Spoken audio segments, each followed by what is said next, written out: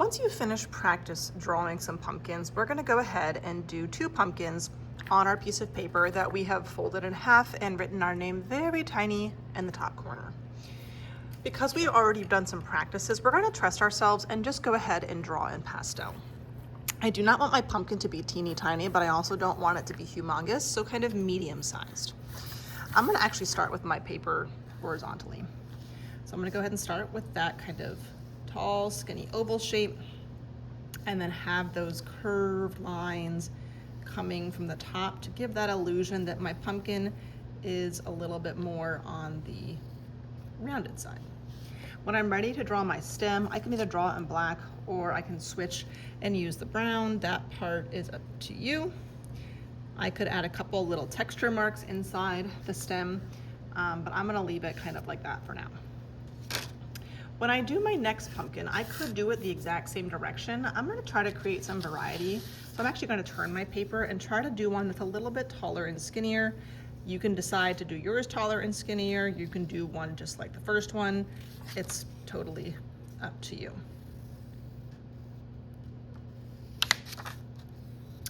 All right, I'm gonna go ahead and add in that stem. I like to do mine in brown, but you can do it any way you want.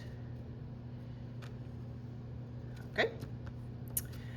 Now, once you've done that, you can take your finger and you're going to gently kind of just not smear and smudge, but you're gonna pull your finger down the pastel, kind of like you're drawing with your finger. It's gonna smooth that black line out and even make it look a little bit kind of shadowy. It gives it a nice texture. I'm just gonna do that with each finger. If I get some fingerprints on the background, it's not a big deal because eventually these get cut out. I'm gonna leave my stem alone and just do the black parts. So once I draw, I kind of just take my finger and just smooth those black lines down a little bit. If you get a little bit of black on the inside, that's actually a good thing. Okay.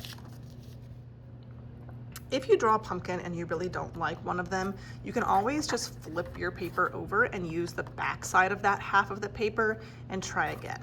I'm happy with mine, so I am ready to paint. I'm gonna make sure my pastels are put away. And then remember that we are talking about the secondary colors, so we are going to be using orange for our pumpkins, but we want to create different types of orange. And the way that we do that, we know that the primary colors of red and yellow, they mix together to make orange. But if I have a little bit more yellow, it will create more of a yellow orange. If there's a little bit more red, it will make a red orange. So I'm actually going to use orange to start, and I'm going to be mixing reds and yellows into my orange to get different kind of varieties. I'm gonna start with just plain orange. The longer I dance my brush, kind of the brighter that color becomes, and I need my paint to be wet. If my paint is not wet, then I can't really mix. It has to be wet for colors to mix. So I'm gonna start just painting some orange kind of in this one oval section. I'm gonna clean my brush out so that I don't get my yellow all orange. And now I'm gonna get some yellow, and I don't want just like a yellow and orange pumpkin. I want them to mix. That way it creates a lighter kind of yellow orange in my pumpkin.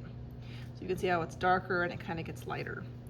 I'm gonna actually just move some of this paint over to the side. And I actually could just paint this kind of lighter version. I like that.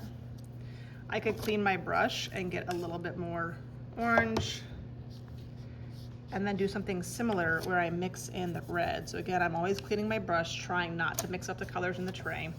Now I don't want a red pumpkin, but again, if I mix that kind of red into my orange, it gives me kind of a reddish orange. And if I feel like it looks a little bit too red, I can always get more orange and kind of mix some more orange into that mixture.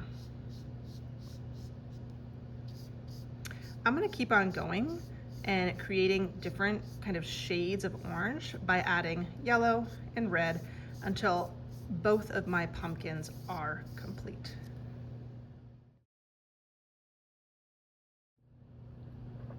Once I'm done adding in my oranges and yellows and reds, I'm gonna clean my brush really well and just get a little bit of green to go back and add into my stems.